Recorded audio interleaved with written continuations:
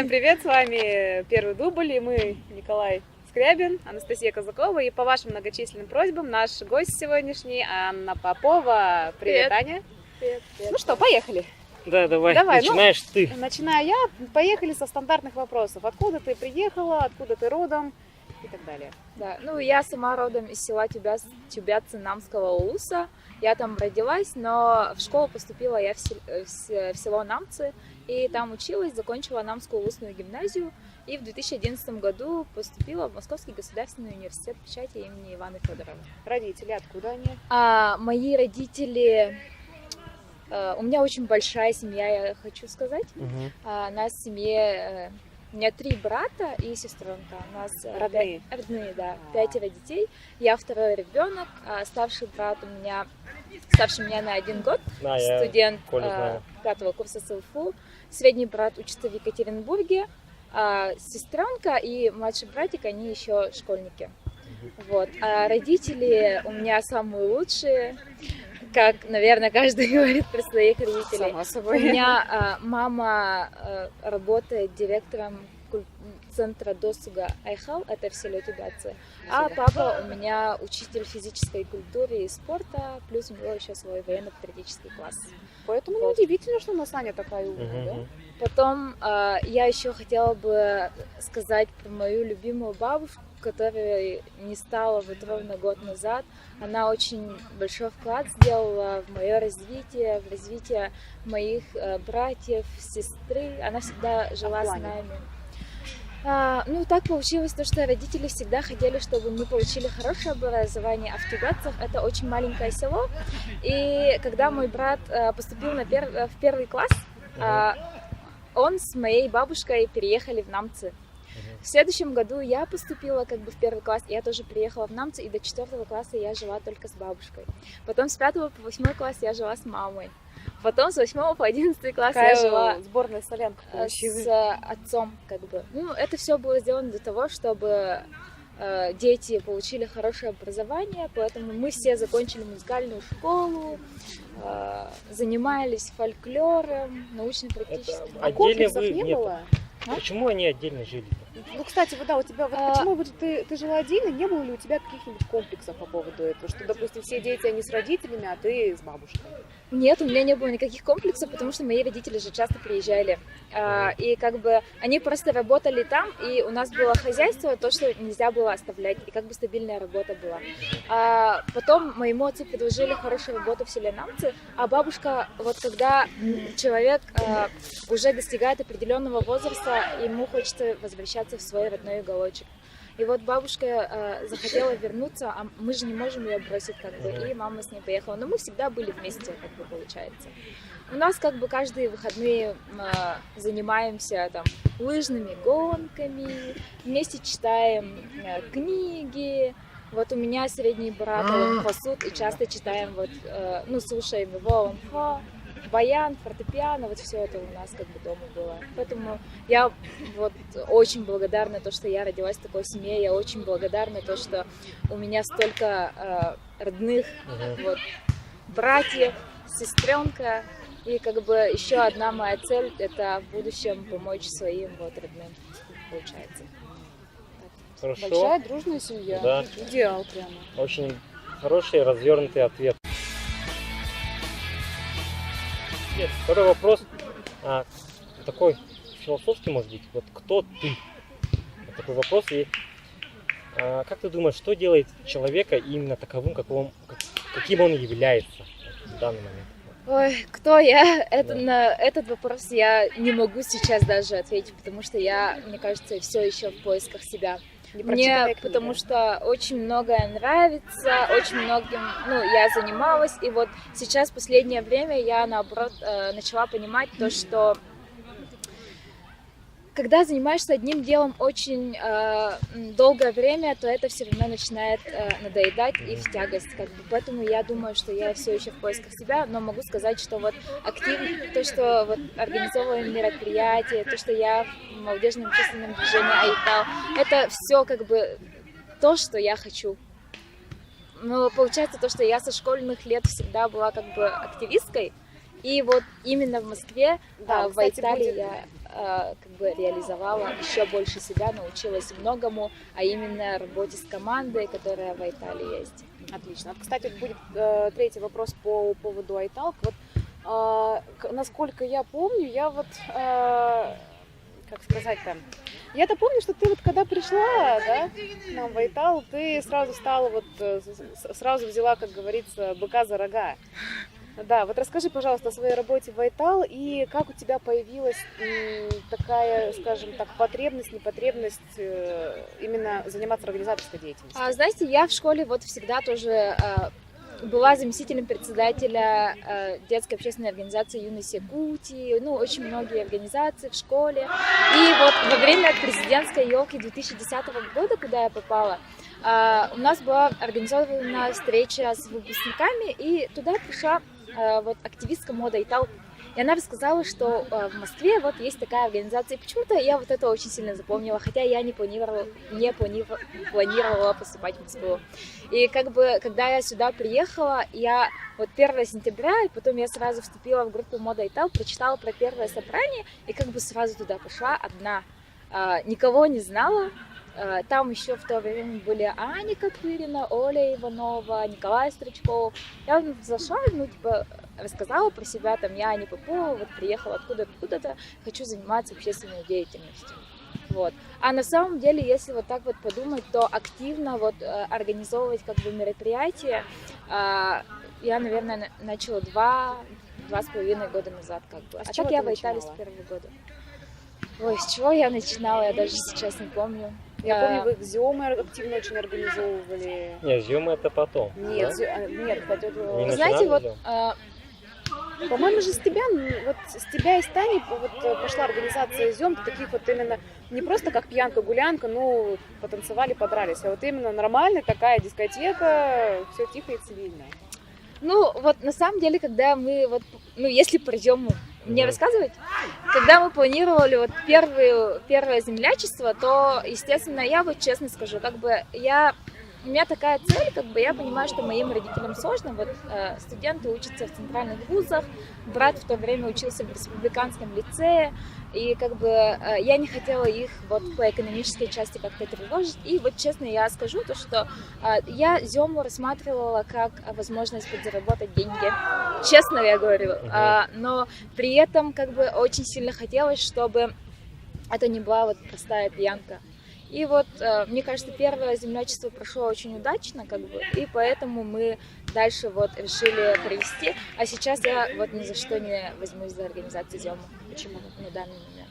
Потому что на данный момент я понимаю, что я этого не хочу. Если больше этим работала с первой Земой своей? Ой, честно говоря, я не помню. Ну, примерно в пределах суммы 5 тысяч, 10 тысяч, 15. Ну, где-то такая сумма, да. 5, 10 или 15, 10?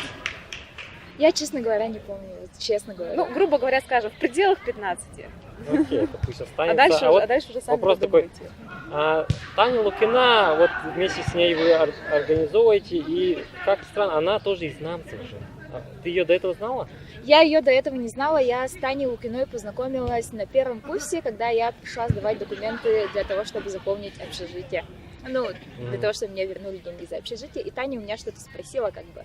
Я ей ответила, вот это было какой-то моментальный контакт, потом мы вообще не разговаривали, а потом познакомились во время вот одного из собраний Айтала, как бы. И сейчас Таня один из тех людей, которым я очень доверяю в Москве, и один из самых близких моих людей. Вот, это вот как пазл. Вот человек нашел пазл, мы прямо встали. И когда вот я узнала, что Таня из Намцев, из села Апами, как бы это еще больше как-то притянуло к ней. Давайте дальше. Вот опиши, да, вот мир вокруг себя, вот каким он является. Что для тебя, вот, ну, каким ты видишь этот мир? Мир вокруг себя. Сейчас для меня очень важно, как бы, чтобы я была, наверное, духовно развита. Мне хочется всегда приносить людям радость и пользу, при этом я не хочу идти в какое-то дело как волк-одиночка. Мне комфортно работать с командой, Как бы, и, наверное, на данный момент мне нужна эта команда или мне нужен человек, ну, сейчас, которым является мой молодой человек, да, который всегда меня поддержит. И вот когда-то писали вот в подслушанное, вот Ане кажется какой-то... что там писали? Аня кажется там твердой, но в душе, наверное, живет маленький ребенок. Но вот могу точно сказать, что в душе сейчас, особенно после смерти моей бабушки, живет очень маленький ребенок, который стал реагировать на события более остро. И теперь вот ты же, наверное, вот смотришь, да, мир, ты рассуждаешь там, ты мыслишь. Вот ты любишь мыслить вообще? Вот для меня ты как умный человек, на самом деле. А ты любишь мыслить именно? Я, наверное, люблю мыслить. Я очень люблю читать стихи. И иногда у меня получается так, что в какой-то момент я начинаю разговаривать стихами. То есть у меня поступают мысли, допустим, из какого-то отрывка, допустим, стихотворения. И у меня половина плейлиста — это стихотворения русских поэтов. Кстати, Товарищи, это вам не рэпчик читать. Нет, если вот говорить о философии, да, то там есть понятие, вот есть мысль, да, просто есть мысль. Если ее развивать, и если она логическая, да, вот эта мысль, если она на основе опыта или там в ходе рассуждений, то это называется истиной. Вот ты вывела для себя какие-нибудь истины вот за свою жизнь, 21 год? В отношении себя, в отношении окружающего Да. мира. То есть, как бы... У меня вот есть принципы. Да, давай. Становиться лучше, чем вчера, идти всегда вперед и, честно говоря, не обращать внимания на мнение окружающих людей. Потому что я очень сильно реагировала, но благодаря моим подругам, моим друзьям, они как бы доказали то, что нельзя так реагировать остро. Нужно ко всему относиться с легкостью. Ну, когда, допустим, тебе поступает какая-то, поступает тебе какой-нибудь раздражитель, так говорит, вот, значит, Аня такая, Роза такая, она вот, у нее такие-то минусы. Но все равно же нужно учитывать их, то есть, как бы, ты приняла эти минусы и начала над собой работать. Вот конструктивная критика, да, если она конструктивная, это очень хорошо. Вот, допустим, в подслушано все время пишут после каких-нибудь мероприятий. Вот в Италии это не то, вот это не то, вот это мероприятие. Ребята, я вот хочу сказать, всегда хотела это сказать, и, пользуясь моментом, говорю, наши двери всегда открыты. Мы готовы выслушать вас, Вот да? там, Да, мы готовы вас всех выслушать. Вы просто переходите, скажите и предложите. Как говорится, флаг вам в руки, барабан на шее, вперед, потому что там в Италии команда, мы вас всегда поддержим, и ваши идеи, они могут реально вот, реализоваться в жизни. Кстати, вот за последний год пришло очень много людей, которые вот именно новички стали очень активно втягиваться в работу. Окей, хорошо. Я, кстати, сделаю небольшую ремарку. Сейчас мы находимся на турслете 2015, организатором которой является как раз Анна Попова. Команда Айтал. Команда Айтал. Поэтому не обращайте внимания на всякие посторонние звуки. На самом деле здесь очень весело. Мы с Колей пришли чуть-чуть попозже, поэтому мы очень жалеем, что мы в принципе не в команде и очень поздно пришли. Дорогой оператор. И мы это пропустили. Дорогой оператор, а ты это не снял. Он у нас был самым активным участником, Миша. Тут сейчас ужинают, да, люди сидят там. Я прямо чувствую запах тушенки. Да, там волейбольчик играет. И тут комары, я заметил. Да, вот, здесь, уже кстати, летят, кусают меня. Так что... Терпение, мой друг, терпение. Начинаем дальше, продолжаем. Хорошо. Теперь расскажи, пожалуйста, о своих интересах. Что ты умеешь делать, о чем ты, допустим, чем бы ты хотела заняться? Вот в плане там, например, вокал, танцы. У тебя, я еще заметила, очень хорошие актерские задатки. Я, в общем, на самом деле, когда в школе училась, закончила фольклорный класс и закончила класс фортепиано. У меня как бы среднее музыкальное образование есть. Если честно, сейчас я вообще не умею играть, но надеюсь, когда я ноту увижу, то что-нибудь хоть смогу сыграть, да. Всегда хотелось мне петь. Когда я вижу вот каких-нибудь певцов, Настю вижу, я всегда...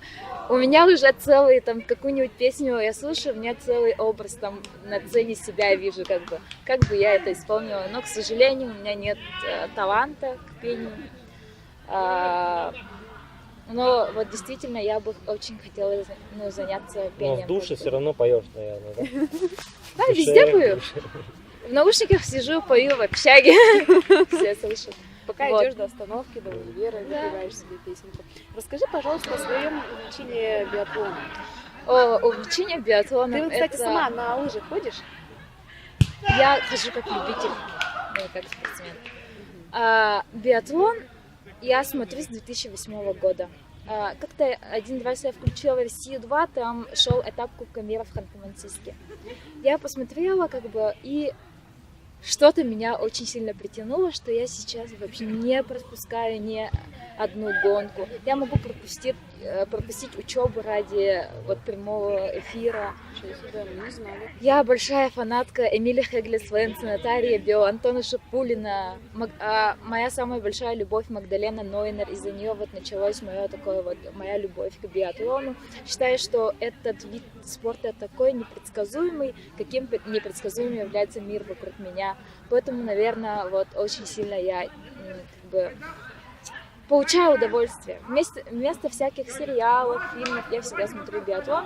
Я смотрю повторы, я смотрю интервью с биатлонистами, какие-то вот классные видосики, которые они скидывают в Инстаграме. Я вот одно видео могу просмотреть 1000 раз, если там мои любимые биатлоны. Кстати, еще ты рассказывала, что когда проходила зимняя Олимпиада в Сочи, ты даже как-то попала на закрытую пресс-конференцию. Это было во время гонки чемпионов. Знаете, когда люди, которых ты очень сильно, как бы, ну, можно сказать, любишь, да, образно говоря, находятся в Москве. Я вот, допустим, сделала все, чтобы попасть на закрытую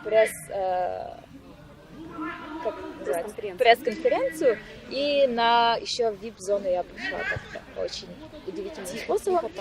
И поэтому так очень хорошо получилось, что 2 года подряд я общалась с биатлонистами, они очень хорошие все, и заряжаешься такой энергией на весь год. К сожалению, в этом году гонка чемпионов не состоялась, она была в Тюмени, я не смогла поехать, потому что поехала в Красноярск. Но я все-таки надеюсь на то, что в следующем году вернется гонка чемпионов в Москву. А сама на лыжах катаешься, да? Как любитель сказала. В этом году сколько раз каталась? В этом году, честно скажу, раза 2, все. А есть желание вот заняться прям лыжами? У меня самая большая мечта стать олимпийской чемпионкой. Вау! Шучу. Ну, реально, да, у меня внутри, я такая даже звонила своему парню, говорю: Рома, я хочу стать олимпийской чемпионкой, подскажи мне. Рома в шоке. Рома такой, он, ну, как бы, несерьезно воспринял, скажу, ну, займусь керлингом. Я такая, реально, смотри, школа керлинга в Москве. Вот. Ну, я очень люблю спорт, с утра читаю спортивные новости, вечером перед сном читаю спортивные новости. И как бы всегда нахожусь в курсе событий спортивного мира. Как мы все знаем, ты состоишь в отношениях. Да. Вот что для тебя эти отношения? Что для меня? Вообще, Рома для меня это самый любимый, самый близкий человек, вот помимо моей семьи. Сколько ты уже с ним отношений? 5 лет. С 2011 года. Когда свадьба? Свадьба? Не хочу пока отвечать на этот вопрос, потому что я считаю, что это сугубо личное, как бы, ну все, вы все как равно ты узнаете. поняла, да, вот сколько тебе там было лет, это же было 5 лет назад, и что это именно это тот человек? Мне было 17 лет, а я знала Рому где-то с 8 класса. Точнее, я знала, как, вот этот парень ходит, он меня тоже знал, там Аня Попова, он тоже был как бы каким-то активистом, и во время, я в 2008 году с ребятами организовали республиканский турнир по мини-футболу, когда я училась в 8 классе. И вот он был в качестве участника, и я как-то пришла к ним и отругала их команду за то, что у них вещи были разбросаны как бы. И потом Рома мне признался, что в тот момент как бы именно как-то влюбился в меня, что ли. И потом мы встретились 12 марта 2011 года, и с тех пор вот такие отношения.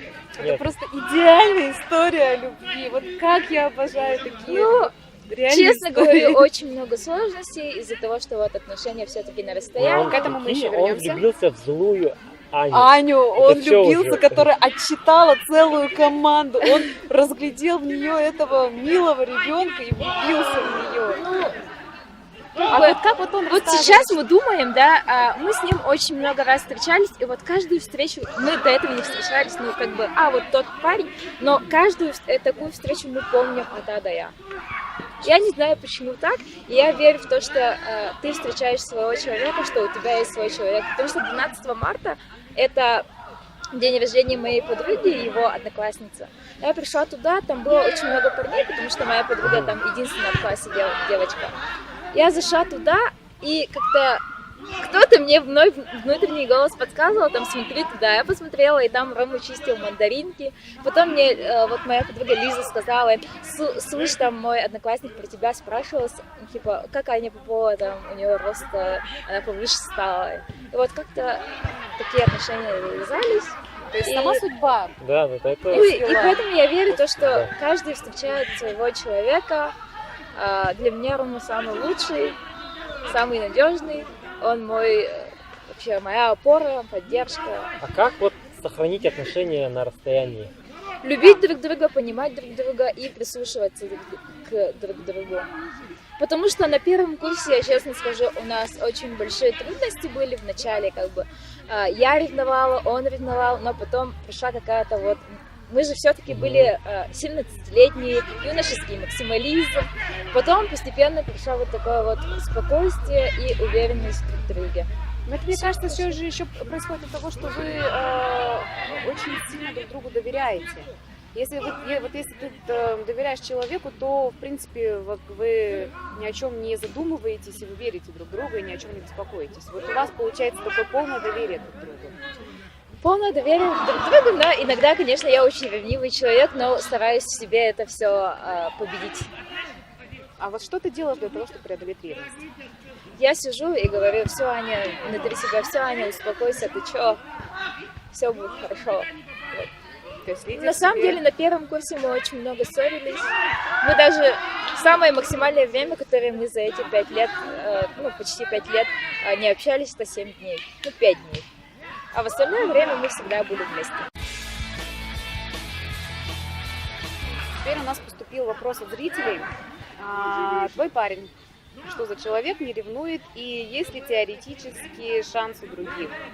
Теоретических шансов у других вообще нету. У меня Рома как бы единственный и всегда будет единственным, и я точно знаю, что скоро моя фамилия поменяется на Заревняеву. Вот, это я могу точно сказать. Расскажи о молодом человеке. Мой молодой человек, он студент 4 курса, в этом году заканчивает бакалавриат, учится на 2 факультетах СУФУ, Институт физической культуры и спорта и юридический факультет СУФУ. То есть у него две вышки получается? Да, у него будет 2 вышки. Занимается активно спортом, кандидат в мастера спорта, очень интересный человек, могу сказать, что самый лучший для меня, конечно, естественно. Вот, всегда поддерживает меня, но в отличие от меня он более спокойный, менее разговорчивый, наверное, все-таки. Мне кажется, противоположности притягиваются друг к другу. Я вся такая бла-бла-бла-бла-бла, а он такой спокойный и говорит, все, Аня, я решу это сам. Поэтому считаю, что мне с ним очень сильно повезло, и как бы я очень благодарна Всевышнему, что я встретила такого человека хорошего, который меня всегда поддержит. Еще был один вопрос. Кто-нибудь тебя пытался добиться за тот период, что ты в Москве? То есть там писали смс-ки, да? Нет, послушно много писали. Вот, типа, Аня Попова такая, типа. Ну, естественно, были какие-то частичные случаи того, что мне писали. Но в то время я была иногда я верила в дружбу между мужчиной и женщиной, если так говорить. Сейчас не веришь? Нет, не верю. Потому что вот я же думала, что им что-то интересно, они хотят именно пообщаться на какие-то темы. Точнее, я с ними вообще в откровенный контакт никогда не входила. Типа, привет, как дела? Привет, нормально, вот мой ответ. Но потом всегда понимала то, что у них какие-то другие намерения. Они хотят намерения. Но у меня, честно говоря, поклонников вообще нету, в Москве нет. И это очень хорошо, потому что это стабильные отношения с моим любимым человеком. Хорошего, конечно, поэтому, парни, ничего вам не светит, даже не просите. Оставьте в покое. Оставьте Аню в покое. Нет, хватит. в смысле, они мне и не пишут, и это очень хорошо. У меня нету поклонников. Нет, теперь так. Вот на самом деле самый близкий для тебя человек все равно остаешься ты сам. Да, вот поэтому вот такой вопрос задают. Типа, насколько ты сама вот себя любишь, там, сама с собой ладишь, там, что там? Вот. Я очень закомплексованная девочка в плане своей внешности. Шучу. Кстати, посмотри, видишь, у нее полностью закрытая поза, то есть скрещенные ноги, скрещенные руки, сгорбленные плечи. Да нет, и это комары все. Это все комары, да, и мне Нет, это... нет, вы Ну посмотрите. окей, да, я понял тебя. В общем, я уверена в себе, по идее. И мне кажется, иногда люди путают мою уверенность в себе с моей высокомерностью. Потому что я очень много, мне подходит, потом ребята говорят, я думала, что ты такая высокомерная, а оказалось как бы совсем наоборот. И я даже не могу понять, почему они думают, что я какая-то высокомерная. Может быть, это просто из-за того, что я Ну, как бы ты в управлении, ты организатор, тебе это как бы надо такой быть вынужденно.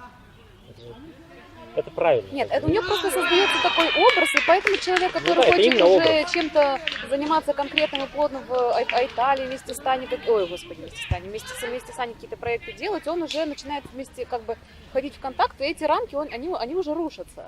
Мгм. То есть он уже понимает, что оказывается, нет, Аня не такой человек, она... Знаете, в что я плане хочу работы- сказать? Извините, что я перебила вас. Не, нормально. Нормально. Вот, мне кажется, в Москве стоит такая проблема, то что честно говоря, некоторые личности из Айтала, они кажутся гиперактивными, суперактивными, кажется, что они многое делают. Но на самом деле за каждым мероприятием стоит огромная работа большой команды. Мгм. Всегда много людей, вот тот же новогодний бал, вот этот же туфслет, у нас очень много хороших ребят, которые знаете, они очень многое делают, но по каким-то причинам они, Вне кадра, да, вот. да, Кулисами остаются. они остаются за кадром. И поэтому я хочу сказать, что мероприятие Айтала это не отдельная работа каких-то личностей, это отдельная работа большой команды. Одной семьи, единой семьи. Теперь еще вернемся к семье. Вот скажи, пожалуйста, все равно рано или поздно ты поменяешь свою фамилию, у тебя будет семья и так далее. Сколько ты хочешь детей? Фамилию я поменяю, потому что у меня есть братья, которые будут продолжать наш род, да. Сколько я хочу детей? Наверное, 2-3 ребенка. Но Почему иногда не я так себе? думаю про себя и говорю, это же так классно иметь столько родных душ. Могу позвонить Коле о чем-то попросить, могу позвонить Пете о чем-то попросить. Со сестренкой всегда такие теплые отношения. Посмотрим, как получится. Не могу сказать точно, столько-то детей мы планируем. То есть ты не child free? Нет. Конечно нет. Child free это, не знаю, кто это придумал, это на самом деле очень плохая вещь. Ну, все равно они... Мне кажется, большая семья это очень круто. Да, это вот очень именно классно. вас там много, и ты это росла. Ну, в с другой такой семье. стороны, если посмотреть, а если ты, допустим, понимаешь, что ты не сможешь обеспечить своих детей там и так далее, вдруг Нужно жить так, чтобы обеспечить своих детей и себя. Нет, можно сказать по-другому. Ты должен родить столько, да, сколько ты можешь обеспечить. Да, Ну, да. да. Дальше. Я все Отлично. Итак, вторая часть. Нет, там дальше еще есть, типа, ты же будешь строить какую-то карьеру. Ты же такой железный человек, организатор, бизнес-леди, можно сказать, да, и будешь строить карьеру, как будешь совмещать семью и карьеру. На самом деле, если сейчас у меня спросят, карьера или семья, я отвечу семья. Потому что ко мне пришло это понимание. Раньше я до встречи с Ромой я всегда была такая, у меня будет супер крутой парень, богатый какой-то, такие Классика стереотипы, жанра. да. Понял, да. А я встретила Рому, и все мои эти... Ты можешь сказать даже Типа, всем карьеристкам, у вас просто нормального мужика не было. Но на самом деле, карьеру тоже У вас нужно... просто стены и опоры не было. Коля, Карьеру представляешь, нужно эти, строить, да? Но Что в за отношениях и вообще в жизни я бы предпочла, чтобы мой мужчина был выше меня. Ну, Хотя это мне будет очень трудно, потому что я не люблю, когда кто-то мне что-то говорит, указывает. А вот как у вас было с родителями? Кто был из мамы и папы выше? Мама или папа? Они вдвоем всегда были родны. То есть, получается, вы с парнем тоже, ну, по идее, вы равны, да? Мы с парнем равны, да. Я прислушиваюсь к нему, он прислушивается ко мне, и мы приходим, если у нас какие-то вот спорные моменты, мы приходим к общему решению всегда. Но мой парень, еще одна очень большая его достоинство в том, что я вот когда взрываюсь, он меня как бы спокойно останавливает. Тушит пожар. Да, вообще спокойно все. И такой последний вопрос. Вот остаешься ли в Москве или поедешь сюда? Ну, конечно, поедешь, да, к парню, или парень приедет сюда? Что там планируется? Ну, вот мы сейчас думаем, честно, сейчас вот уже июнь, надо решаться, но мы посмотрим, мы вот рассматриваем два варианта и попробуем эти два варианта как бы реализовать жизнь, а потом как получится по работе. У меня есть очень хорошее предложение и в Якутске, и в Москве, поэтому как бы можно остаться тут, можно, но я обязательно хочу вернуться в Якутию. У меня есть даже маленькая такая мечта поехать работать в село и сделать это село образцовым, чтобы показать, что сельская местность вообще может развиваться совсем по другому пути. Но ты же понимаешь, что ты все равно будешь наталкиваться на бюрократию, ты все равно будешь наталкиваться на кумовство, на отсутствие бюджета и так далее. Ты справишься? Вот эти проблемы, которые ты озвучила, они всегда будут, да, но сейчас такой век, что нужно думать креативно и дать волю своим фантазиям.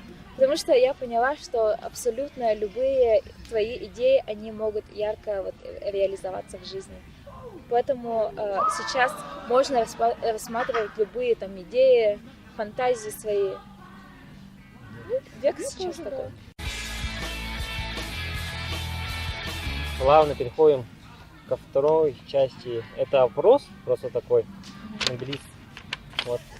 Стабильность или спонтанность? Что выберешь?